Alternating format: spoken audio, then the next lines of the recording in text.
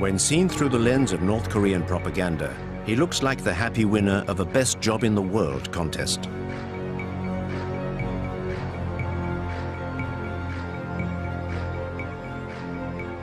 Each time he's out in public, he has the air of a man marveling in the discovery of a fabulous country that his parents built just for him. A country where he has a hand in just about everything. Drawing up plans for a new quarter of Pyongyang. Being a lifeguard for the youth of North Korea. Sampling the biscuits which will soon flood the regime's groceries. Overseeing the growth of the chicks on the state farms. And even acting as an advisor to the country's hair salons. Arduous days, but days where he can still find the time to try out the latest rides at the capital's amusement park. These absurd, amusing, but also terrifying images are the only ones we have to help us understand this young man, who is at the controls of a nuclear power. Kim Jong-un does not give interviews, so we have decided to go and meet those who know him best, in an attempt to draw a clear portrait of him.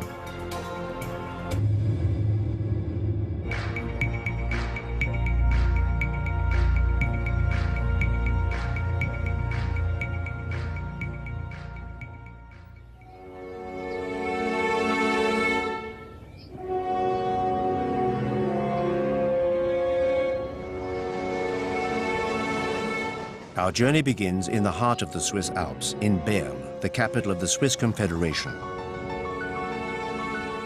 This is the home of one of the biggest North Korean communities abroad. It's a discreet community, whose activities have nonetheless attracted the attention of a member of a consortium of investigative journalists.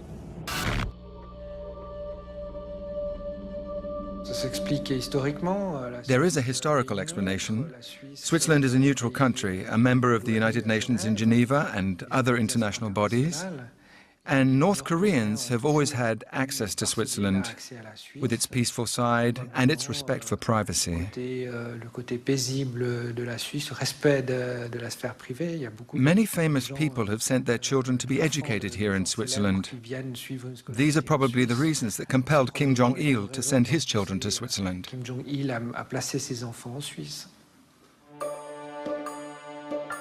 A study of Swiss administrative documents reveals the existence of a Mr. Pak, for whom in 1992 the North Korean embassy in Switzerland requested a visa and a posting to Bern. The visa request bore the names of 3 children, Chol, Hun and Mi Young. The names were only slightly altered and the birthdays were identical. Mr. Pak's children were in fact those of the North Korean dictator Kim Jong-il. We knew the children were here, we knew their real identities, but it was not a problem for the Swiss authorities. It was even seen as a boon. Why? To maintain links with the country, which had already cut itself off from the rest of the world.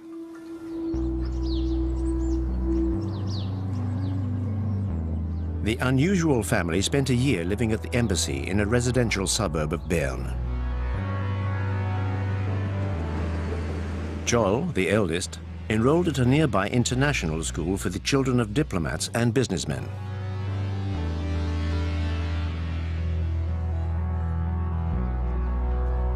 His brother, Hun, joined a state school in the town.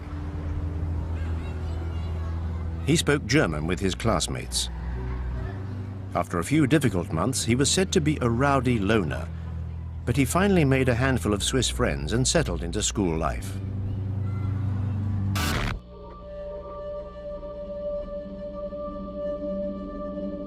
The boys' school results weren't bad. They were sometimes mediocre, sometimes all right. And he was very much into sports. And he was particularly interested in basketball. He was very keen and quite good at it.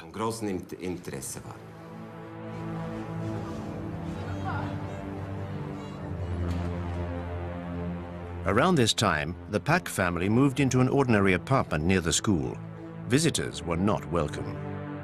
But there were photos of the property on the estate agent's website. showing a standard middle-class family home. Living here meant the children could enjoy a free and easy life with their friends.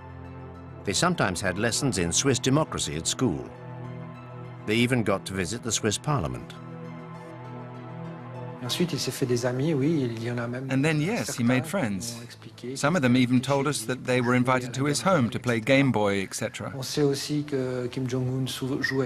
also know that Kim Jong-un used to play basketball with his neighborhood friends, not necessarily of his own class, pretty much every evening. And that he was a perfectly pleasant kid, like all kids of his age. The pictures we have of Pak Hun are in sharp contrast with the images we have of Kim Jong-un. How can we be certain that this is the same man who spent his entire adolescence in Switzerland? Judicial identification experts compared the two images. Facial spacing, ears, teeth. There seemed to be no possible doubt.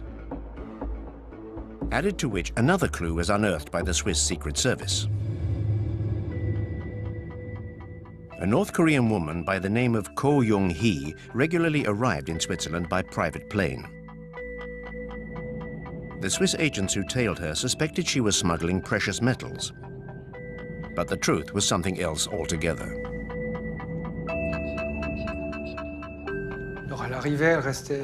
So she would arrive and usually stay 2, 3 or 4 months, and she would stay at the house too.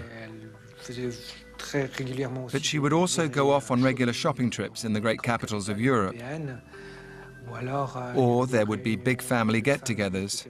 I was told about a family reunion which took place in a hotel at Interlaken, for instance, where the family rented out a whole wing of the hotel and met up there.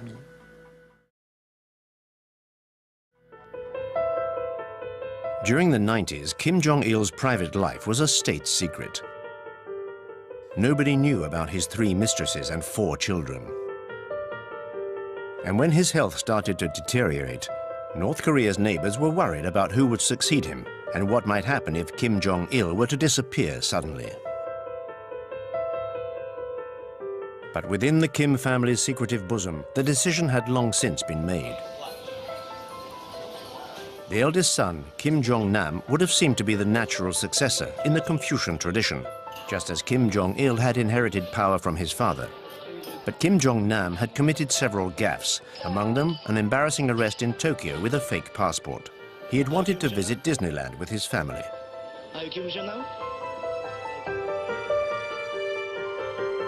The second son, Kim Jong-chol, educated in Switzerland, was considered too soft, even too feminine by his father.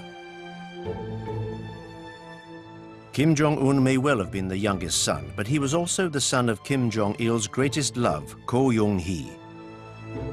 The former dancer would play a significant role in the corridors of power.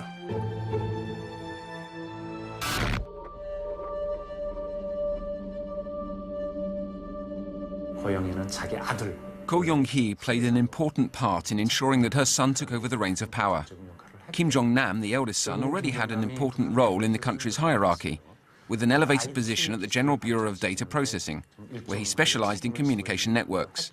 But since Kim Jong-un took control, Kim Jong-nam has found himself in an awkward position. He can no longer return to North Korea.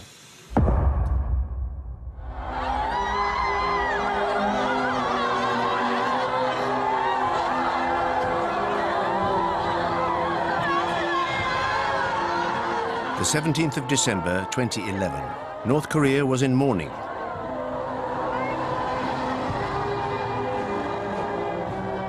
Kim Jong-il, the shining sun of the 21st century, had died just a few days before. It was time for the propaganda machine to set up the funeral scene. The funeral would also be the confirmation of the youngest son's accession, which had been confirmed to North Korea and the rest of the world a year earlier.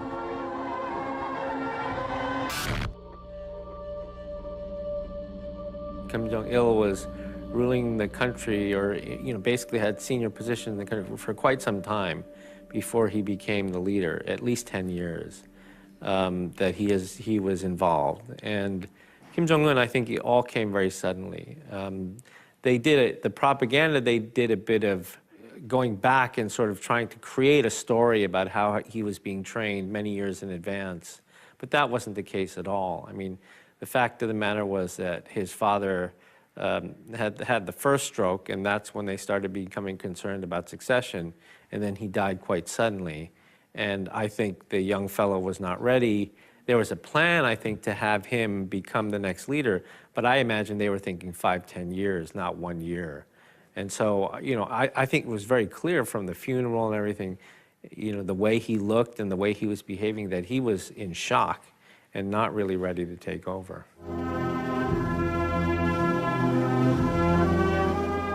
Kim Jong-un's problems had already begun.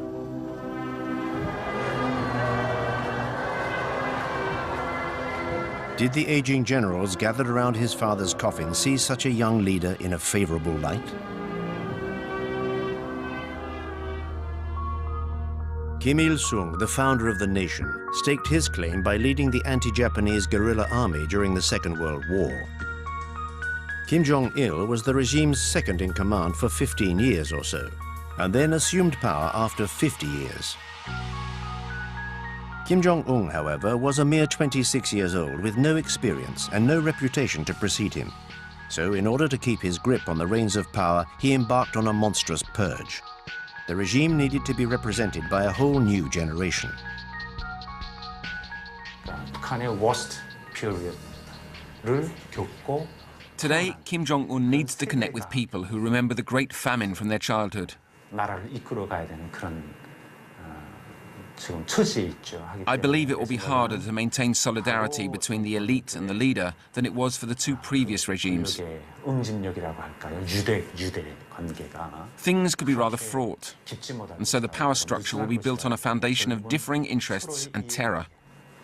그다음에 이제 공포에 의한 I think that there probably is a lot of internal churn there, because what seemed to be clear is that after Kim Jong-un did take power, he was trying to move some of the business concessions and the political power in the military that his father put there, right? His father believed in so-called military-first politics, and move it over to the party, or at least balance out the party and the military. All of the generals that were with Kim Jong-un by the hearse of his father in the funeral procession are all gone. None of them are left. And so very clearly he's wiped out a group and is trying to bring in a new group. The most prominent victim of the purge was just behind him during the funeral. His uncle, Jang Song-taek, married to Kim Jong-il's sister. Since the 70s, this member by marriage of the family had been at the very heart of power. His brothers were powerful generals. He himself had held a number of key posts in the armed forces and the economy. When Kim Jong-il's health first started to become a cause for concern, his name was mentioned as a potential successor, or at least as a regent to the dictator's young son.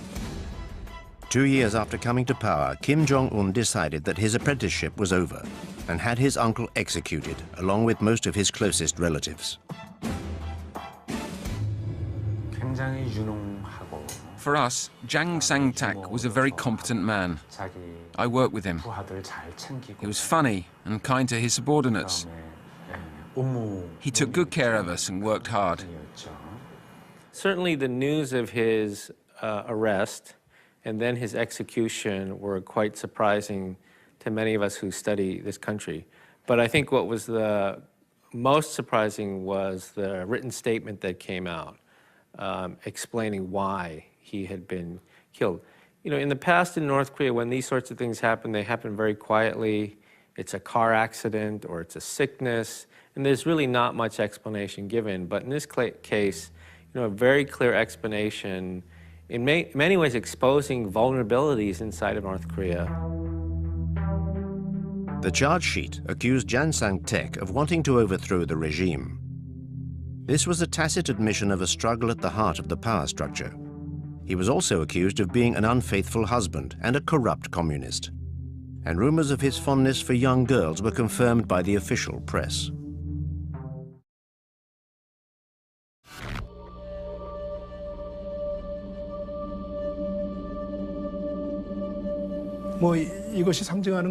Jang Sang-tek's public execution was very damaging for the regime.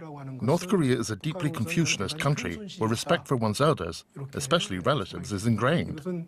Murdering his own uncle was more likely to harm the people's loyalty to Kim Jong-un than consolidate his power. I think that the members of the elite who lose respect for their leader could also turn away from him.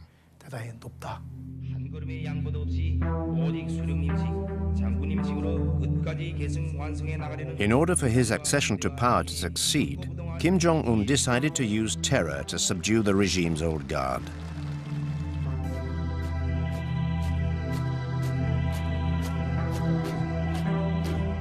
He then concentrated all the key posts and surrounded himself with those loyal to him.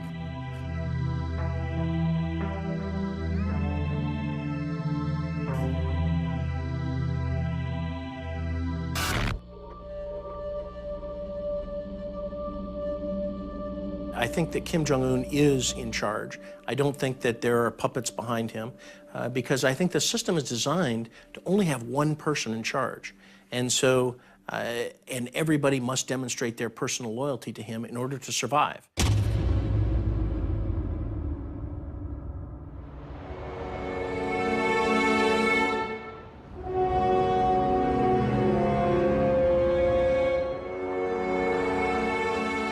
"20 million Koreans live in the city of Seoul, the capital of South Korea.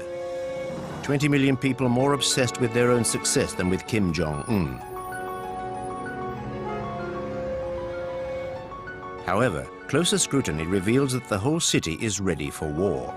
The military's control over the city makes it an impregnable citadel. A vast underground network was conceived as a shelter from any attack by the North. But people no longer notice the gas masks and the emergency rations provided in ever-dwindling numbers in the underground stations. I'm not worried about war. I've done my national service. Their nuclear capacity, on the other hand, that does worry me greatly.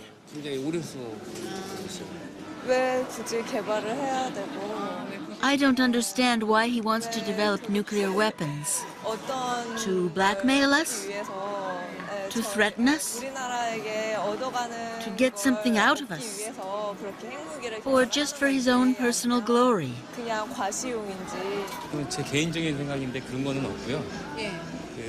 I'm not really afraid of war. Their nuclear threat seems to be their only survival mechanism.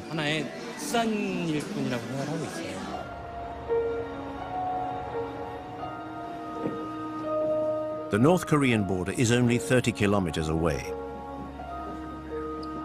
It's an impassable, demilitarized zone 2 kilometers across, with hundreds of thousands of soldiers either side of it. Seoul is well within range of cannon fire. The soldiers in the south can see villages in the north. Unlike his father, Kim Jong-un personally inspects the advanced posts, which are the greatest threat to Seoul.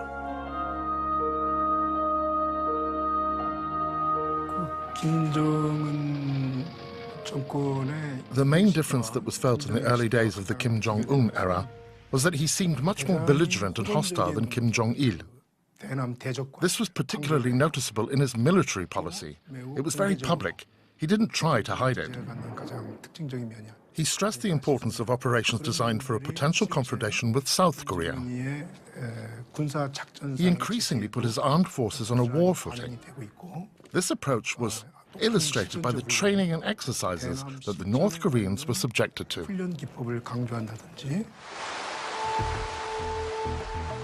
Kim Jong-un made his first North Korean propaganda appearance a year before his father's death. He was made a 4-star general, signifying his arrival at the heart of power. In North Korea, power means first and foremost the army. I believe that he attended, for a period of time, perhaps maybe 6 months, one of the military academies. They have given him some titles, and of course, he, you know, the way that they're creating the myth is that he planned the Cheonun sinking and the shelling of YP-do. So I don't believe he has any credible military experience, but I think that they are trying to create that myth.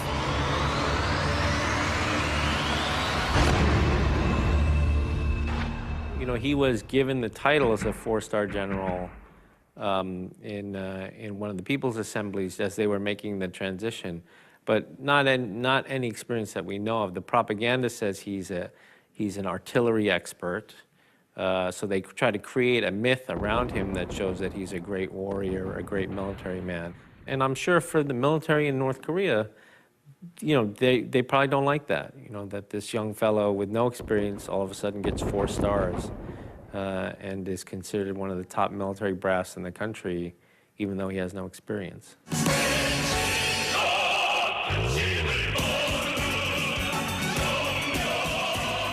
The North Korean army consists of over 1 million men and 6 million reservists. Morale-boosting inspections of all units is a daily obligation for the great leader.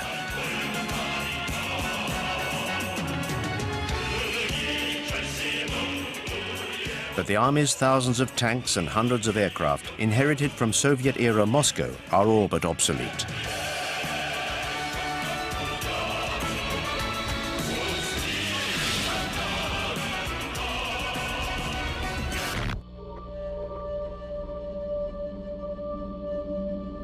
Pyongyang, and so 90 miles, 20 miles to the border with the DMZ, you don't need such conventional, sophisticated weaponry. You need the manpower, the multiple rocket launchers. I mean, within 90 minutes, it could be a disaster. So, and then there's also the asymmetrical side. I mean, we're looking at the military in the conventional sense, with conventional weapons, and then we're saying, oh, the priority's been the missile and the nuclear program, absolutely. But there's also asymmetrical warfare, looking at other capabilities, like cyber capabilities and what have you. And elements of weapons of mass destruction. It's not only nuclear, but you've got biological programs, you've got chemical programs. So I think this is a government that has invested heavily in their military, but it doesn't always come across in their conventional military capabilities. It's a myriad of capabilities. And some of them are very potent.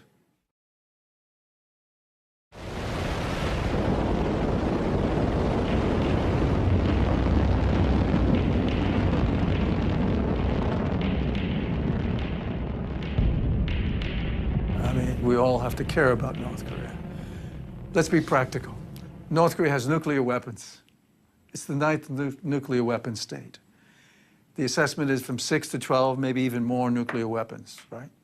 And they're developing their programs. They have a uranium enrichment program to build nuclear weapons. They have missile systems. They have the Scud, they have the NODONgs, they have the Taepodong. They're building the KN-08, which is an intercontinental ballistic missile, which is a mobile missile, solid fuel, so it's great capabilities.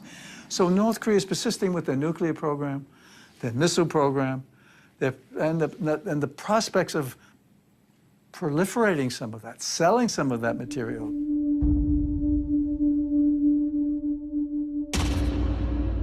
Kim Jong-il's nuclear program was his grand project. But his son decided to carry it on and even to intensify its development. While its conventional arsenal was not up to the job of fighting its enemies, the atomic bomb became a North Korean obsession. Despite international objections, a huge amount of resources was poured into the project. Pyongyang believed that owning the atom bomb was the only way the regime could survive.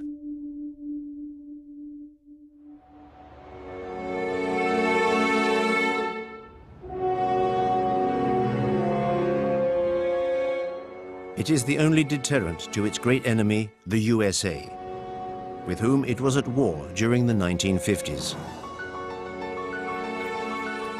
Washington perfectly well understands the relationship between the superpower and the small Asian country.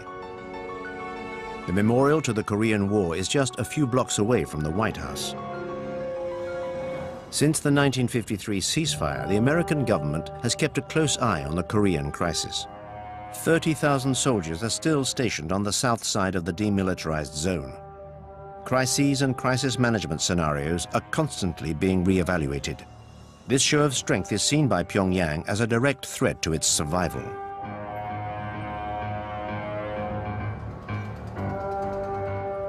I think that, they fear the Ceausescu end, they fear the Gaddafi end, the Saddam end.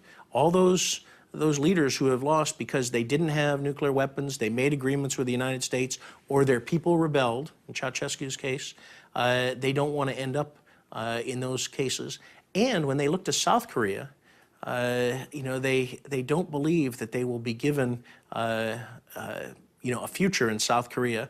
And clearly a democratic South who would try and send to jail their own presidents, you know, they can only imagine what they...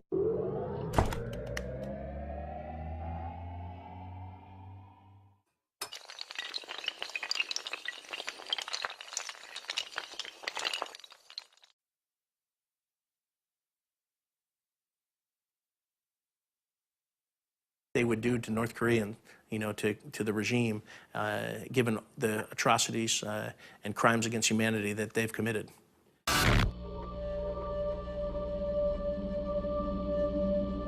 North Korea's goal is to, if you will, to place North Korea in a situation so that no one in the rest of the world would dare attack North Korea. Having said that, while the media today has tremendous focus on this question, can North Korean missiles reach Alaska or California or wherever, in reality, North Korea today has the capability of transferring weapons of mass destruction anywhere in the world through its trading companies, their affiliates, and a very sophisticated shipping network.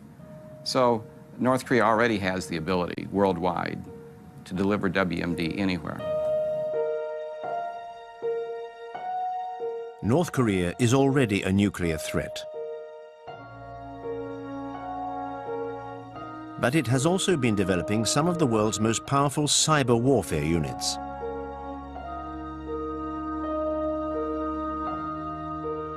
For example, they attacked the South Korean financial system, as well as Sony's film studios in the US, in the wake of a comedy movie which openly mocked Kim Jong-un.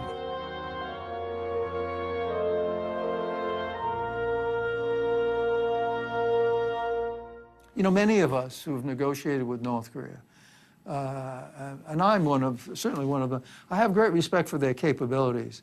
But those who have not spent much time in North Korea or dealing with the North Koreans, they say, look, this is a country that can't feed its people. If you have malnourishment going on and so forth, and you have this economic development, which is minimal, if anything. I mean, the public distribution system doesn't work.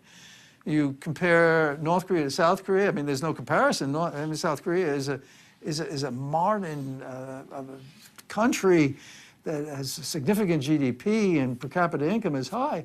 And North Korea, since the 60s, has just gone down and down, having been at a high level at one point and going down and down. So they've not done that in that way.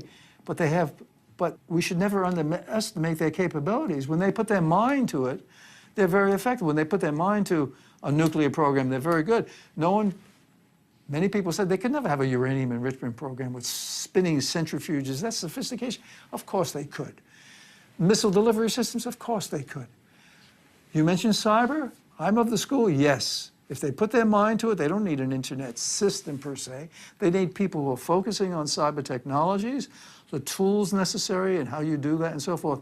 And they're very good when they put their mind to it. So I have high respect for the North Koreans when they focus their attention and put the resources behind it on capabilities, building capabilities.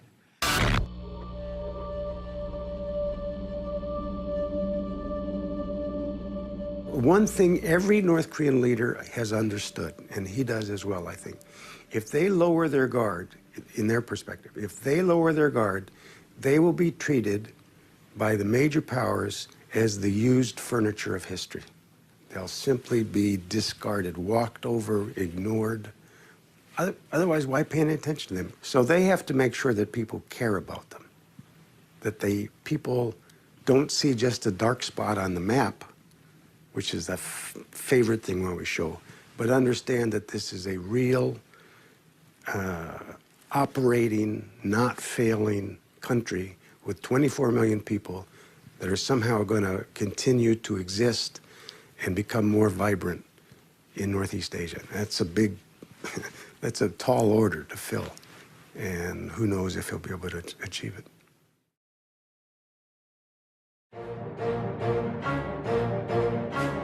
In order to maintain his grip on power, Kim Jong-un decided to fight a war on two fronts.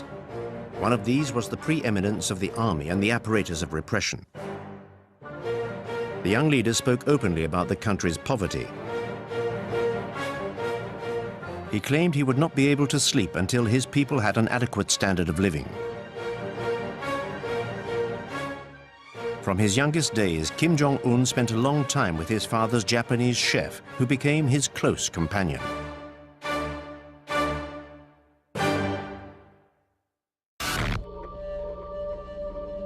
The Japanese chef recalls the future dictator's innermost nocturnal thoughts. I remember one night, we started talking at about 11:10 p.m. When we had finished, I looked at my watch. It was nearly 5 a.m. We spoke of many things. He told me, I've been to Europe, to Asia, to Japan several times. The shops are full of food. But in my country, there's none. Something should be done.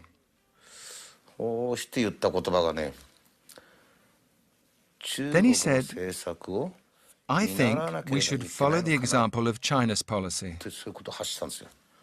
When I heard that, I realized that he was determined to go down the route of economic liberalization and reform.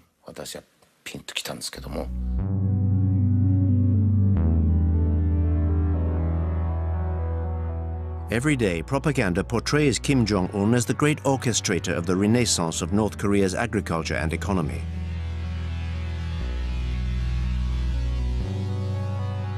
Early results were modest, but the country seemed to have consigned to history the famines which decimated the population during the 90s. You know, in his first speech in April 2012, I got the impression that one of his main goals was to convince his own people and the rest of the world that this was, in one sense, a new North Korea.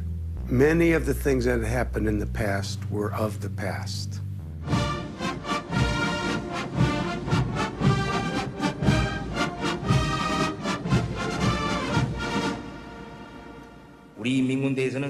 Our People's Army must be the embodiment of our great general's slogan, help the people. The People's Army's soldiers and officers do more for the people than they would do for their own families. Our people are the finest people in the world. They have faithfully supported the party in face of great challenges. They should never have to tighten their belts again. They should be able to benefit fully from the riches of socialism. That is our party's firmest resolution.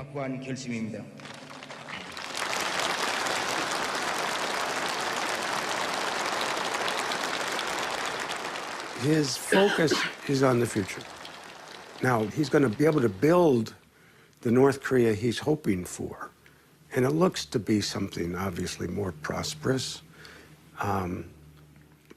able to stand up better against South Korea, even though they'll never catch up to South Korea, and to have a military strong enough so that they have to be taken seriously.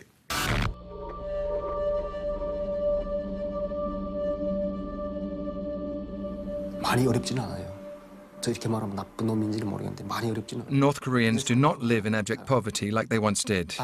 We no longer have absolute famine. We now live relatively well. There's just a gap between rich and poor. But there is no longer extreme penury. You may see awful images of starving North Koreans, but that was 10 to 15 years ago. It isn't the case nowadays. North Korea is churning internally as we speak. There are amazing changes occurring within that country. Kim Jong-un is allowing an unprecedented number of people to leave the country, to learn about the basics of business, to learn about international economics, to learn about how to transition from a controlled economy to a market economy. Now, this is remarkable that he is allowing this sort of situation to occur. North Koreans are now able to go to Singapore to learn about the basics of business. North Koreans go to Hong Kong, they go to Vietnam, As we speak, there are North Koreans in Canada learning about international economics. And at the same time, North Korea is actually allowing a certain number of people, including some from Singapore, to go into North Korea and to discuss the basics of business. So this is a different day, a different world, and it is impossible at this point in time to ascertain what this will mean and what the consequences will be. From what we know anecdotally from people who have been not just in Pyongyang, but in the countryside, there are resources being devoted to development. Housing, infrastructure, some extent food, maybe in the agriculture area, it looks as if there's some reforms or changes that are could lead to increased harvest. None of these things at this point are real big, and anybody in North Korea who's implementing them probably is a little bit worried that they might get reversed, because it's not yet clear that they've been completely and totally endorsed from the top. But there's a cumulative effect. A new economy for a political beast born of the Cold War. Just like when China's Deng Xiaoping opened the country for business while playing father of the nation. But North Korea's psychological control over its people reaches a whole new level, like that of a secretive sect. Will it be able to survive this new openness? I think in general, because they have no problem with getting cash, right, through small projects like Kumgang Mountain or the North-South Joint Industrial Complex, but something that really opens the country up to free market forces, that allows for free and open exchange. These are all things that may make them richer, but it is seen as a threat to political control.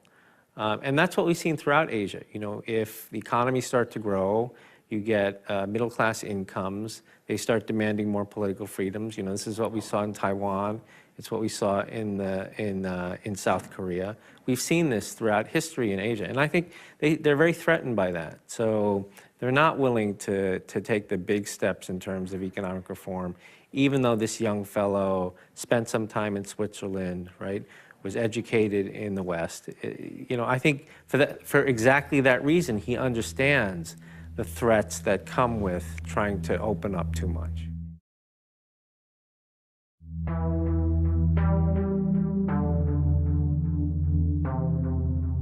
For Kim Jong-un, it's a matter of survival.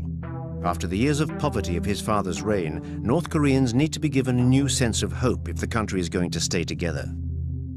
His cheerful appearances and chubby frame contribute to the resurrection of the image of Kim Il-sung, who he has come to resemble physically. In North Korea, even the smallest child in the street loves Kim Il-sung. He was the great leader. During his time, people ate well and were not poor. It was from the reign of Kim Jong-il that the country experienced the worst poverty. So Kim Jong-un is trying to show that he is not like his father, but like his grandfather, whom everybody loves. And that's why he tries to be like his grandfather now.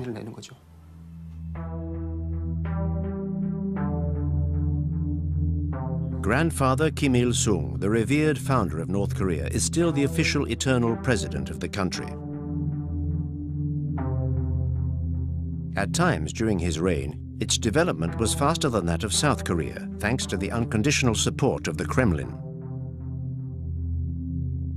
But when the Soviet bloc fell, Pyongyang had to change its tune. Its economy fell apart, and under Kim Jong-il's rule, the country endured the Great Famine.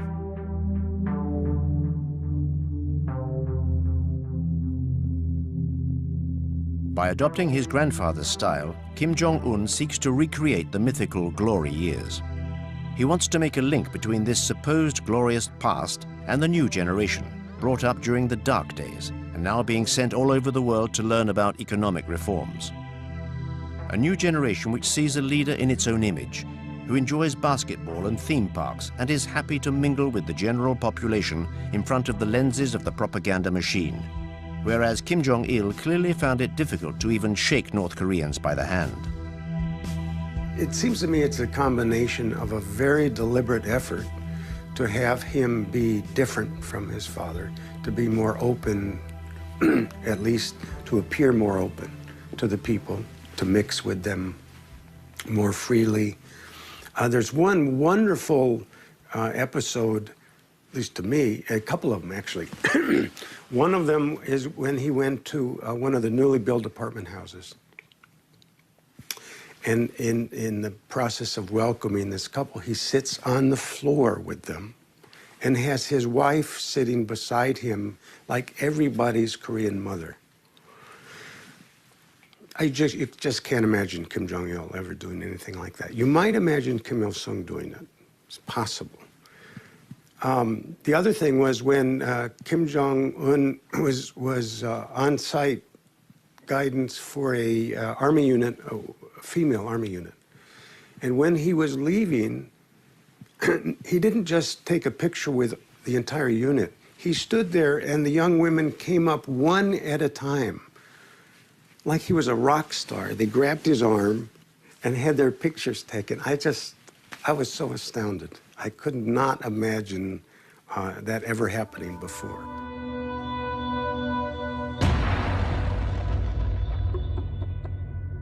Something that seemed equally unimaginable was to hear Kim Jong-il's voice. Throughout his reign, the only propaganda put out was either silent films or images. He never spoke in public.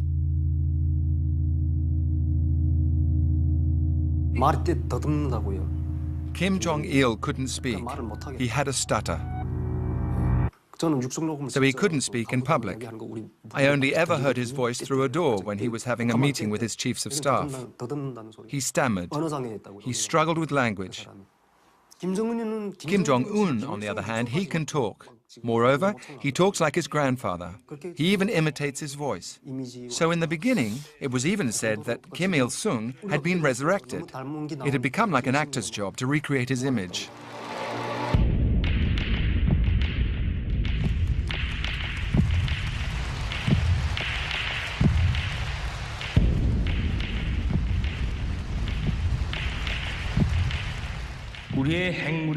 Our nuclear capacity is our guarantee of protecting our national sovereignty. It allows us to build peace, prosperity, and power, as well as the happiness of the people.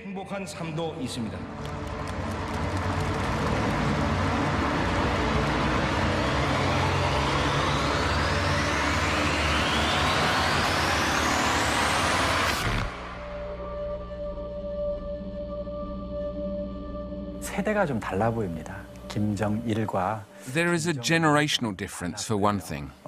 아무래도 외국 유학을 했고 In my eyes, Kim Jong-un and Kim Jong-il have different styles. 김정은은 김정일보다는 Kim Jong-un studied abroad, so would have a closer understanding of international criteria. 결혼을 했고 그것도 일체 공개하지 않은 채 아들이 누군지도 모르게. Therefore, he seems more normal than Kim Jong-il, who had too many wives and wanted to keep his family, especially his sons, hidden. 그것이 어떤 특정한 통치 전략일 수도 있지만 Kim Jong-un will not be like his father. 일반적인 상식이니까. So I think he's trying to demonstrate that he has a relatively normal presidential style. 있는 게 아닌가 싶기도 하고.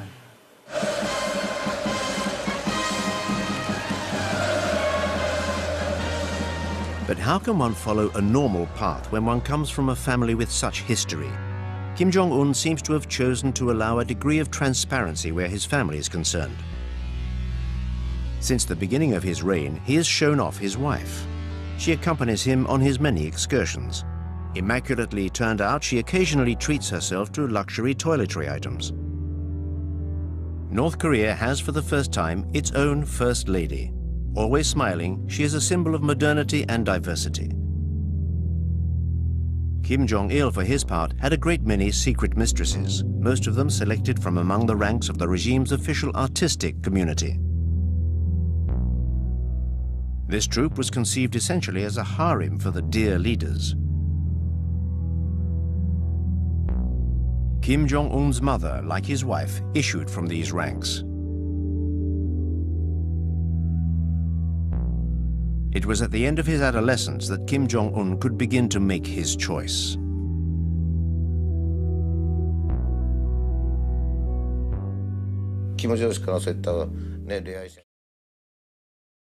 Kim Jong-un was never forbidden from going out with girls, but he just wasn't interested. He was just interested in sports. He was always playing basketball. But one day, I felt relieved. That day, amongst the pleasure brigade, there was a buxom young lady. Kim Jong-un called me over and said, "Fujimoto, look at those puppies." I was so relieved to hear him say that. I told myself, he's a lad, and everything's going to be fine.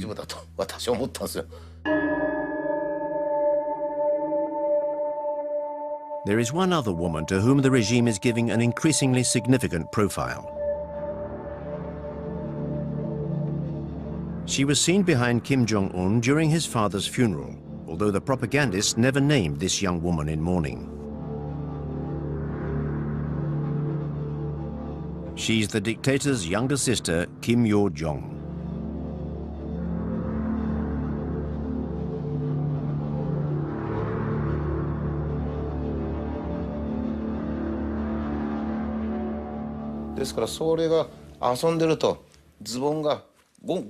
When she was playing, and her trousers or her nappies would start to fall down, it was always Kim Jong-un who noticed. "Watch out," he would say, and he would pull them up. He was so fond of her, and he's still fond of her today.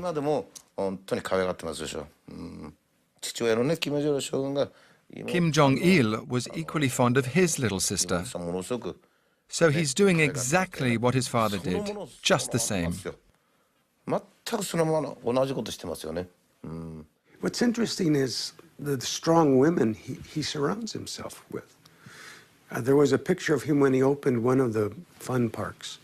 He's walking, not only got his wife, he had his aunt, Kim Jong-il's sister. He had his father's last consort, who was apparently a very strong woman. I can't remember if there was one or two more. So it's not completely a patriarchal system there, it seems to me. I guess he's listening to women as well. Kim Jong-un is grooming his sister for succession in case any crisis like a health issue should befall the regime.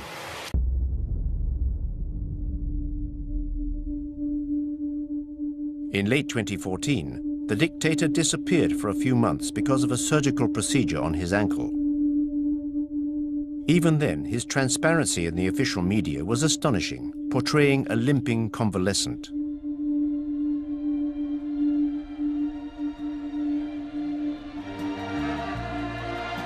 This remarkable contrast with the image of a living god, so commonplace in Korea's daily life, almost seems to embarrass even him. Just like when the soldiers he is visiting seem to be completely irrationally magnetized by his presence.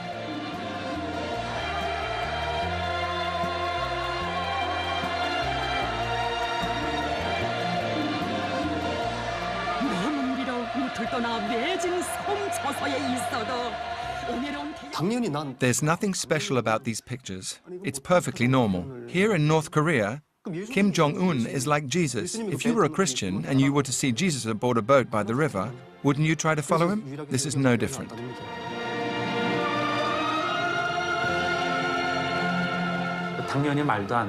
Clearly, it's all very far-fetched. The great leader who can make grenades from pine cones, the great leader who can move at supernatural speed, even the weather is linked to his greatness. Every song sings his praises.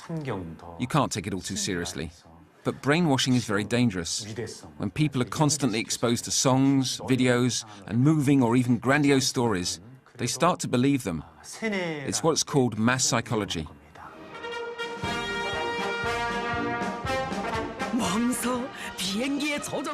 This allows North Korean television to present the dictator as an instructor for airline pilots.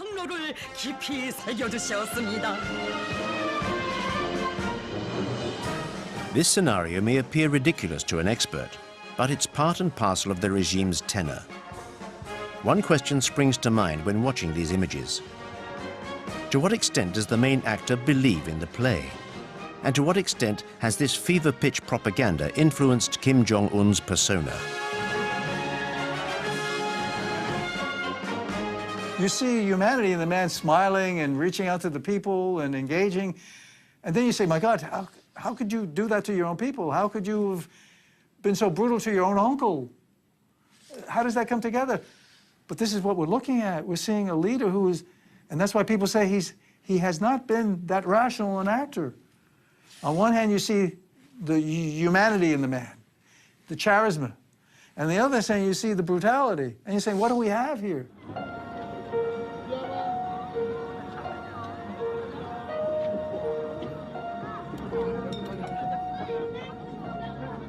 At the frontier between the two Koreas, the sentry posts have become tourist destinations.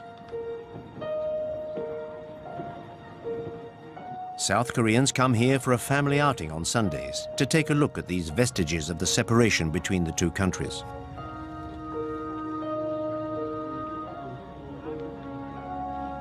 I don't know. It's difficult to get any real information about Kim Jong-un, other than what's disseminated by the media. But when I see that, I get the feeling that he won't remain in power for long. Even Germany reunified, and Korea is only a tiny little country, yet we remain separated. For Korea to be powerful and prosperous, I believe it needs to be reunified. Kim Jong-un, his demeanor worries me. I think he's too young. He comes across as more aggressive and unstable because he's young. I think he's a very dangerous man.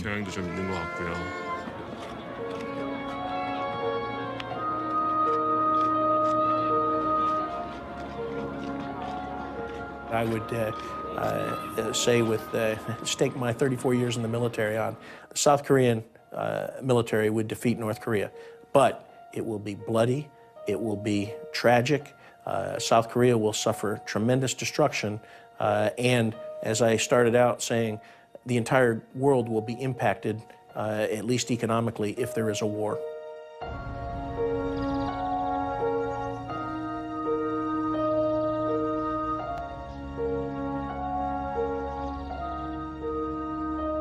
Could this final frontier of the Cold War possibly fall?